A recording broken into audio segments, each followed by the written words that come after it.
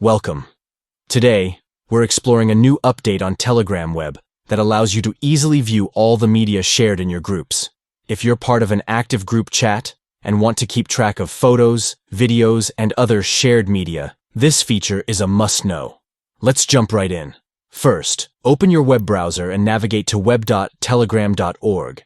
If you haven't logged in yet, enter your phone number and follow the prompts to access your account. Once you're logged in, you'll see your list of chats on the left side of the screen, ready for you to explore. Next, find the group where the media has been shared. You can scroll through your conversations or use the search bar at the top to quickly locate the specific group you want. Once you find it, click on the group name to open the chat. Now that you're in the group chat, look at the top of the screen for the group's name. Click on it, and a panel will appear displaying the contact information for that group.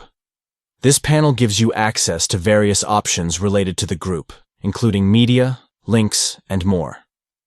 Once you're in the Contact Info section, look for the Media tab.